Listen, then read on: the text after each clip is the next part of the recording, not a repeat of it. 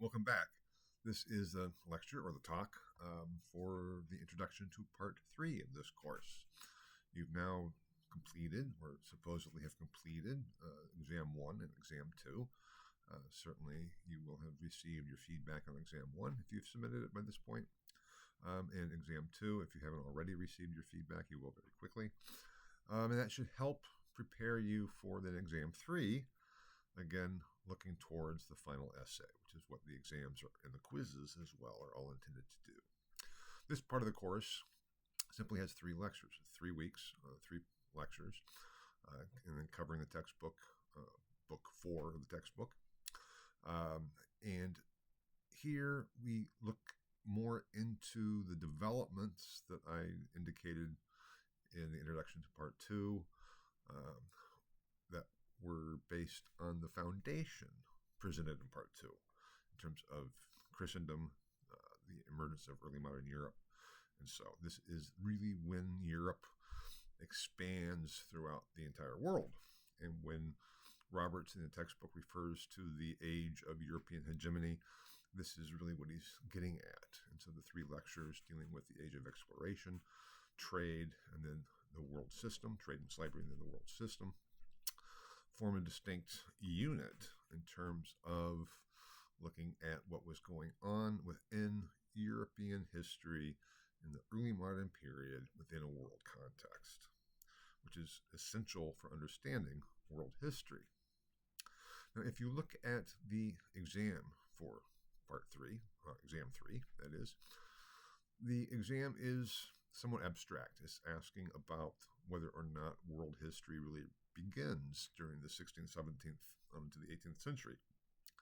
And this gets back to a question or a perspective that I indicated, I think, at the very beginning of the course, either in the introduction to part 1 or in the introduction to the course as such, in terms of what constitutes world history. Is world history the same as the history of the world?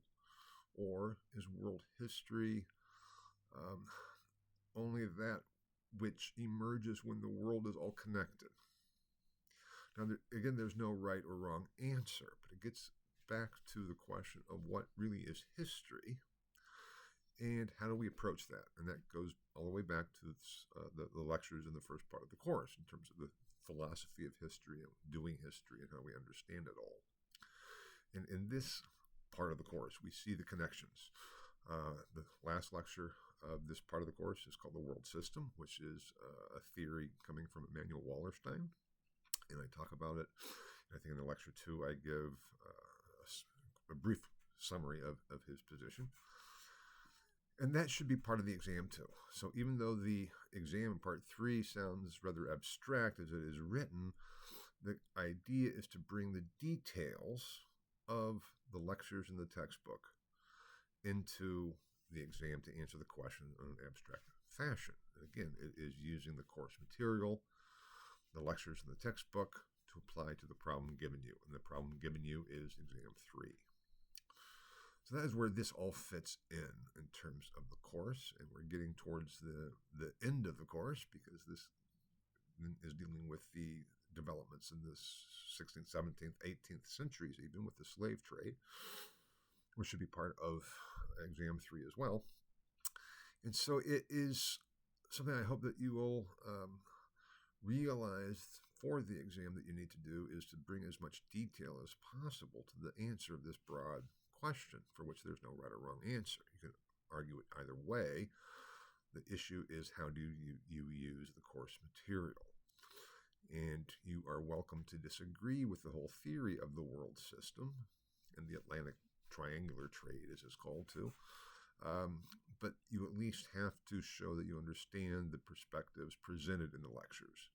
And then if you want to argue against that perspective, you're welcome to, but then you need to base it on the course material, not simply because you have a different view or opinion or whatever, if that makes sense. If you have any questions about that, again, please just ask. Might be a time to review the document Historical Argument and posted in course documents, because I'm hoping that you will see, regardless of your answer on exam 3 and what position you take, that it is almost impossible to deny that this is a period from the later 16th century to the 17th and 18th century where Europe really does function as a world aggressor. Now, that is not to say that that is a positive or a negative. Traditionally, it's been seen a positive from a very European perspective, and the term European hegemony that Roberts uses is very much a Eurocentric position and perspective. As I said before, excuse me, we are all biased. And bias is just your point of observation. And the issue is to recognize that and the effects of your point of observation, what effects that has on your interpretation of the whole, so to speak, and then how to account for it. We see the establishment of colonialization, which too I talk about in the lectures, and that too should be part of your discussions, as well as the absolute state. Because these are developments that were different from anything that had come before. This whole concept of early modern Europe is basically a difficult one because, as all historical labels or titles, there's no such thing as such. It is based on historians saying, well, we know what modernity is. Basically, that's what we are. And we know what the Middle Ages were like. That's what they were. And so this period is not really like the Middle Ages, and it's not quite like us yet, but we're getting there. So we'll call it early modern Europe. Now, that was a historiographical development coming out of the late 19th, early 20th century. What we need to realize is, though, that the world is changing. And if we talk about the world economy, globalization, that's a term that is very much, I'm not going to say trendy, but very much talked about in this day and age in terms of how we understand the world. And regardless of what you think about that, it is, I think, pretty difficult to claim that there was not a sense of globalization at this time where we have European countries establishing colonies in Africa, in Asia, and certainly the New World.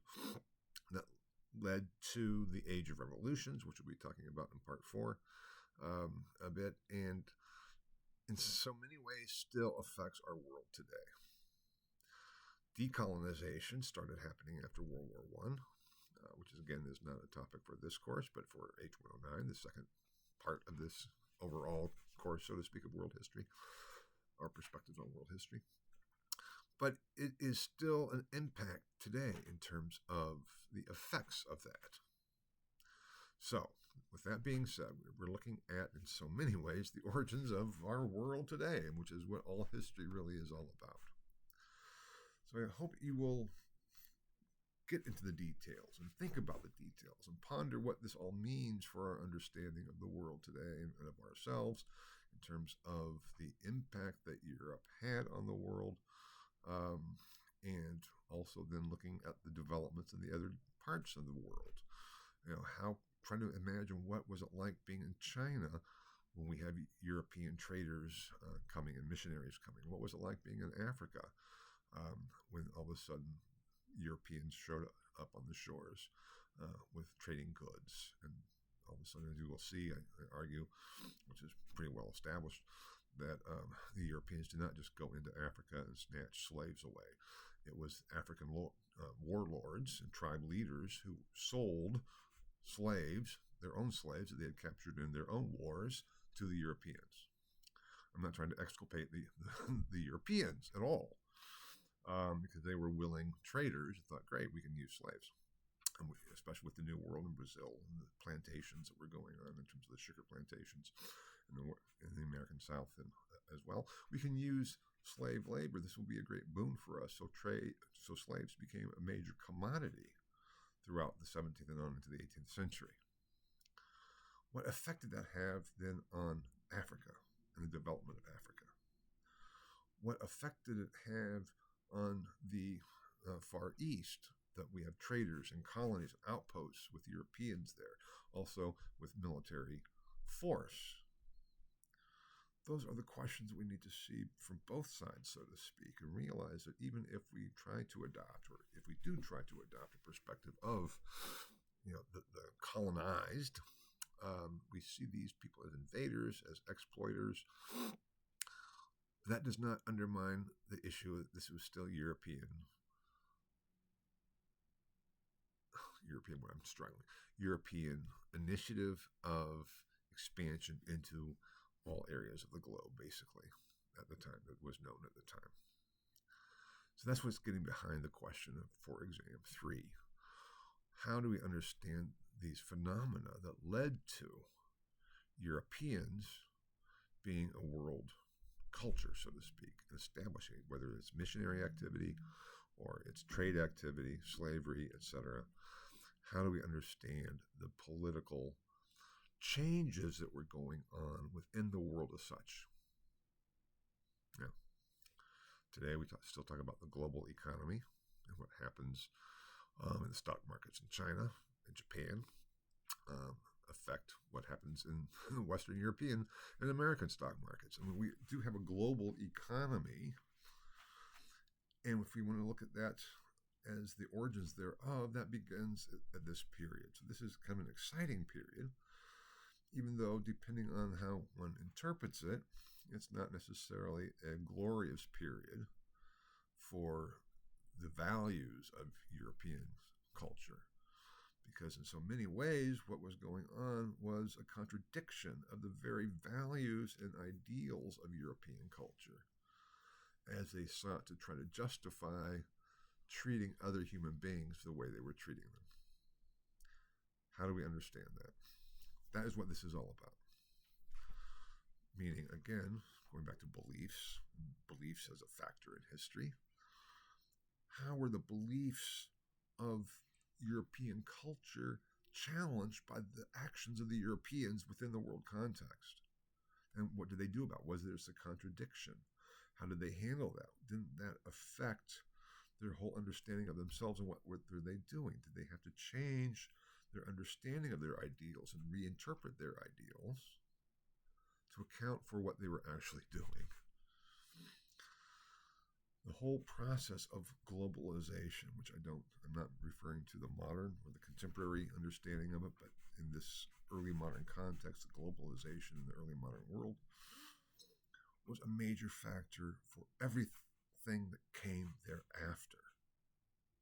That's why this part of the course is so important, even though it's only 3 weeks. And we can't really understand what was going on in this part of the course without having understood what was going on in part 2 of this course. So that is where it all comes together. Now, again, in terms of the lectures and the textbooks, I think I said at the beginning of the introduction to part 2, they're more in line or parallel with each other, and they still sort of are. The textbook includes material in part 3, or book 4 of the textbook, that I had already addressed in the lectures for part 2. So that material all can be brought in as well, again, because the whole course develops and builds. Just because these are 4 separate exams, in some ways they're distinct, and you have distinct lists of terms to know for each exam, but they all build upon each other. And so in so many ways, exam 3 presupposes all the material in exam 2, which presupposes all the material in exam 1. It all works together as a whole, again, building towards the final essay. That's what this is all about. I hope you will enjoy this part of the course and the lectures. And if you have any questions, again, as always, please just ask. And looking forward to reading your exams as we're looking towards building towards the end of the course and your final essay, which is putting it all together for understanding the development of the history of the world and articulating your own perspective, which is part of the title of this course, on the world history based on the extant evidence. That's what it's all about. Okay, if you have any questions, again, as I've repeated now ad nauseam, just ask. Good luck, and I will see you again later. Take care. Bye-bye.